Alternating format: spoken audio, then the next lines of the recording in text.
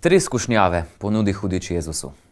In to so prav iste skušnjave, kakor jih hudič ponuja tudi nam vsak dan v našem življenju. Prva skušnjava pravi, ne Jezus naredi kruh iz kamna. Gotovo bi mu prišel prav, ker je bil lačen po 40 dneh. Ampak ta skušnjava ne govori o tem, da človek ne bi smel jesti. Ampak govori o tem, ali svoje stvari, svoje dejanja oblikujemo po tem, kar si želimo mi, ali po tem, kar potrebujejo drugi. Prva skušnjava govori o sebičnosti.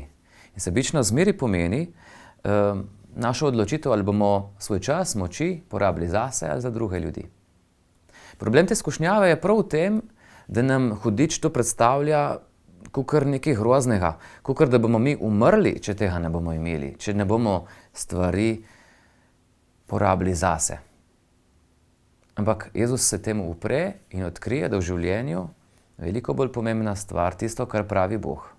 Ta pa pravi, ljubi svojega bližnjega kakor samega sebe.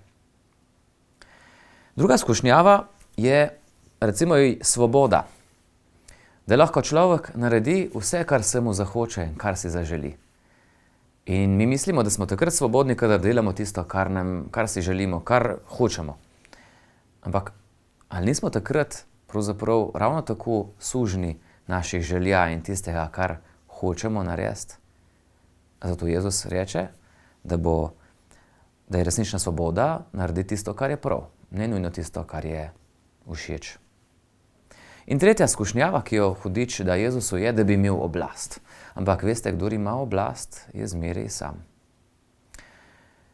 In služiti Bogu ali hudiču prinaša samo eno stvar v življenje. Ali si želimo biti sami, ali želimo biti v skupnosti. Božja pot pri tem je veliko težja in ne obljublja hitrih sadov. Je pa gotovo tista, ki prinaša v naše življenje mir, ljubezen in bližino. Kaj bomo izbrali, pa je naša odločitev.